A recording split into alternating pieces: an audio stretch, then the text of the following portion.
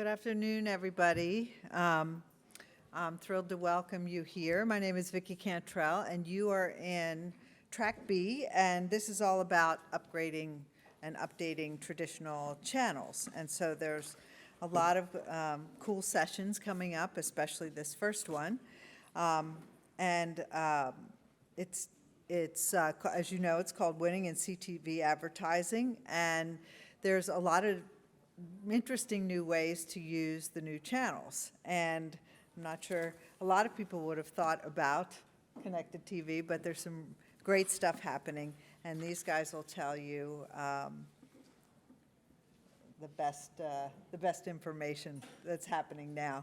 So I want to introduce Giovanna Alfieri. She's the VP of Marketing and E-Commerce for the Honey Pot Company, and Sami Walters, Enterprise Sales Director for Mountain. So take it away, ladies. Thank you. Thank you.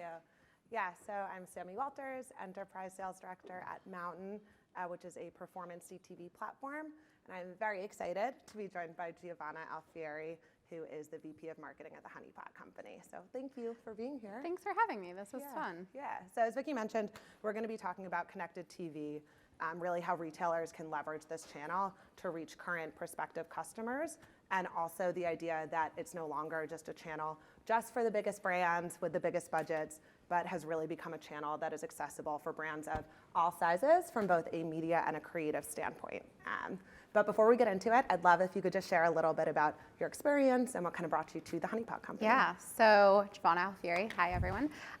So I am the VP of Marketing. I have the great fortune of sitting at the kind of center between all of our brand related activities and then digital marketing. So I've really been the nucleus of kind of infusing those activities, and in past I've worked for organizations like Bonobos and Trina Turk and a bevy of other kind of social impact forward brands in an effort to, stabilize their marketing mix, but also get them prepared for kind of any of the changes in the space. And I think that that has really been the thesis statement of my work at the Honey Pot. So just for you guys to know, the Honey Pot is a plant-derived vaginal wellness brand. So we work on, building the absolute most efficacious and herbal products for humans with vaginas. And so for us, kind of a unique space to be in terms of what the latitude is marketing-wise and the way that we, captivate an audience through, education and storytelling. Hence the exploration of connected TV and understanding how, as not a direct-to-consumer forward brand, but rather a brand that relies heavily on, big box retailers like Target and Walmart, how we can create this kind of full funnel experience to, again, drive equity messages whilst educating. Love it. Yeah. And Honey Pot's been around for like 10 years. 10 years, yeah. Okay. Yep. So, you're obviously doing something right, because an emerging brand has now obviously been exploding over the last couple years. Can you expand a little bit more on kind of the Honey Pot's journey into connected TV and what retailers should know about including this in their marketing mix? Yeah, most certainly. So I think that the journey for us really started with an honest conversation on the channels that we could and could not show up in. So again, being a brand that talks about vaginas, sex, and kind of just the anatomical existence of owning a vagina, it was very hard for us to find channels where we could be ourselves. So TikTok advertising being a perfect example of a limitation that was just kind of indoctrinated into the system and the platform. And so for us, we had to get really thoughtful about, again, as I mentioned, this notion of how do we continue to support our retail business in a way that isn't, isn't bound to aggressive spend, which we frankly don't have, but we can also, and when you guys know, in a conservative retail space, you can't really say a lot of what you want to say. And so that like really immediate moment and touch point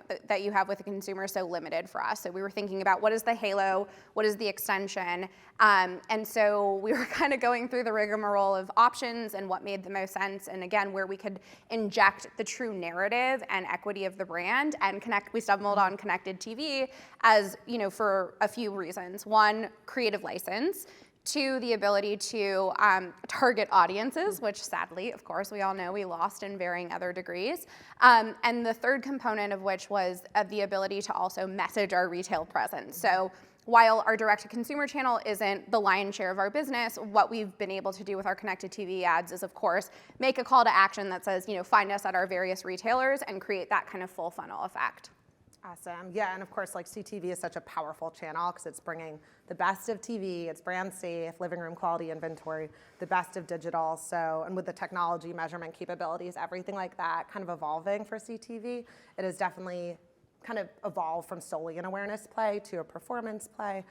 So just curious how you would recommend like brands kind of optimize their approach to take advantage of, you mentioned kind of fueling the funnel and this halo effect, how brands can kind of optimize in that capacity. So for us, I think it was getting really focused on the creative strategy. So creative was, again, driving force here, our ability to punctuate the education, to create consistencies between the experiences that you have at shelf or the digital shelf.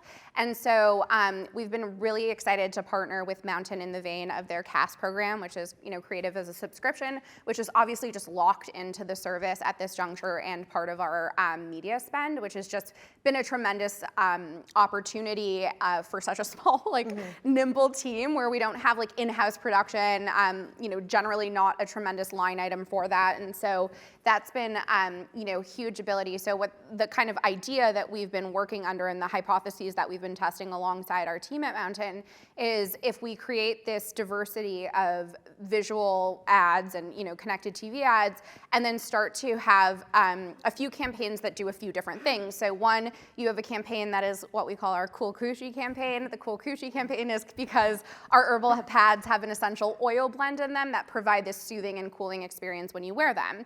And so one of the things that we've been able to impact is something like, menstruation or getting your period is very universal. So we can have the most diverse audience that's targeted towards that ad, whilst we've broken out the other ad groups to be really concerted in terms of behavior needs, and then also all of those amazing kind of behavioral and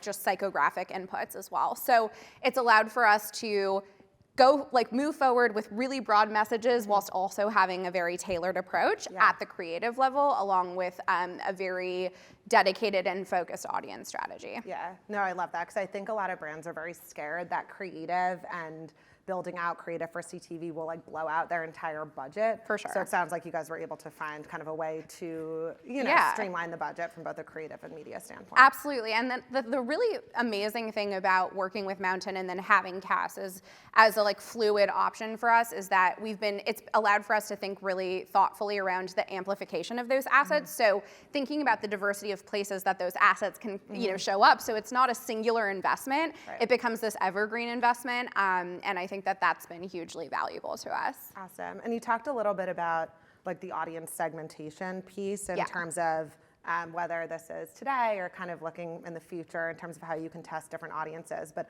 I'd love if you could just share a little bit more about the audience strategy and maybe how that ties into the creative. Yeah, so the audience strategy for us has really been about finding adjacencies in our core consumer. So again, this is pretty standard stuff, but nonetheless, we didn't really have a lot of movement in other channels to start exploring what it looked like to speak to a post-menopausal human, which arguably would be an older demo than what we call our auntie, who is our core.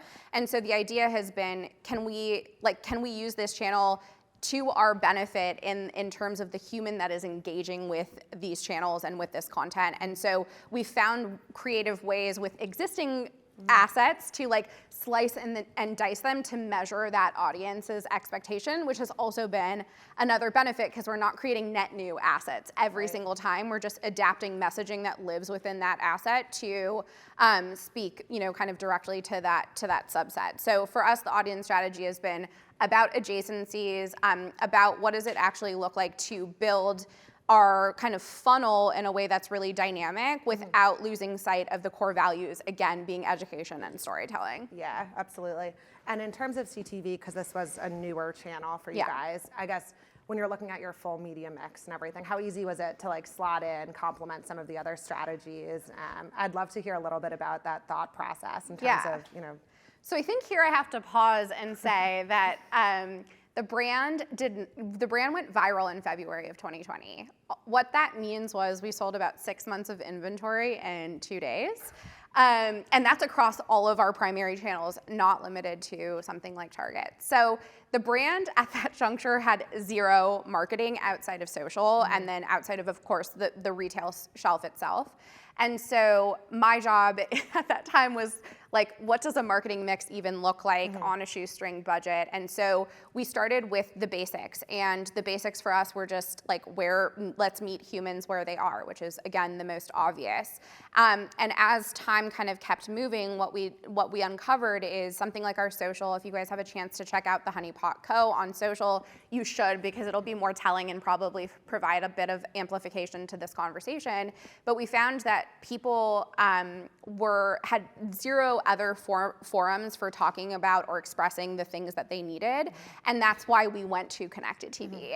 Because when we look at our marketing mix, we have paid search, paid social, email, SMS, like again, traditional marketing vehicles, like via retail, and connected TV. Like we are not a massive digital marketing entity. Those are not where we've placed our bets. And so connected TV just felt like the most natural and native thread for the brand to be able to actually grow and to tell the story of who we are. And so I think there are redundancies here, but for the pure, like, hopefully the redundancies show that like the strategy was really anchored in our brand pillars, our needs, and the fact that we exist in a category that is seemingly dominated by conventional brands, and these are the only inroads that we had. Yeah, absolutely, and especially for a brand, you said it's very rooted in education. Storytelling is so important, and connected TV is really, using video is really kind of the best medium to do something like that. Whether it was 2020, which of course was a challenging time to say the least, or some of the tests that you've run through Mountain, I'm curious, maybe something that you've learned about your audience that you didn't know, any sort of insights that you guys got that has maybe helped inform other parts of your media strategy, or just made you a little bit more savvy on the consumer that you guys are targeting? Yeah, it's a great question. I think the biggest learning that we've had is that the equity messaging is going to always have the most, it's going to always drive the largest volume of clicks and visibility, which to us was like a huge kind of reckoning in a way, because we're like, well, we need to get people into a direct product funnel and they need to know the value of every single product. And so we immediately wanted to do a set of campaigns and ads that were so like singularly product focused and or category focused. And what we realized is that people were just excited and energized by the fact that there was this brand in totality that was a vaginal wellness, like one-stop shop that you could really care for yourself on your journey. And so one of the biggest learnings that we had was that, going hard on equity and being able to own that comm strategy and have a unique positioning made our content that much more valuable. I think through the lens of other learnings that we've had is like the adaptability of the assets. So instead of feeling like we had to be on this 4-week content turnaround where, we have to figure out video production once a quarter or like every month or what have you, we could actually pull back and just reposition the audience strategy. So what we've done is actually rinsed and repeat numerous bits of content in an effort to consolidate our time, have true learnings, comparative learnings, and then sort of build from there to inform the next series of creative. That's very interesting, because I think also when it comes to creative, you're never really sure what's gonna resonate with your audience, right? Totally. I feel like brands of any size kind of need to do some testing and learning to kind of see what's gonna hit. On the testing and learning side, and you've touched on some of this, but innovating, that sort of stuff, how important is that to the Honey Pot company? Curious how you kind of assess what channels make it into, what new channels would make it into the mix, or how a brand should think about that. I think a lot of times, especially during periods of uncertainty, all that stuff, the testing budgets sometimes go to the wayside. And I think that if I were to drum up my wish list right now is really just having more acute understanding, which this is such a big dream, but within being the kind of business size that we are, we just don't have access to, you know, the depth of Nielsen data or the depth. And because we are so reliant on digital vehicles to serve our retail, it would just be like so immensely helpful to be able to understand the impact that we're driving. Yeah. And one could argue you see that, you know, month over month through just like pure sales data, but, you know, to get that continued buy-in within an organization, like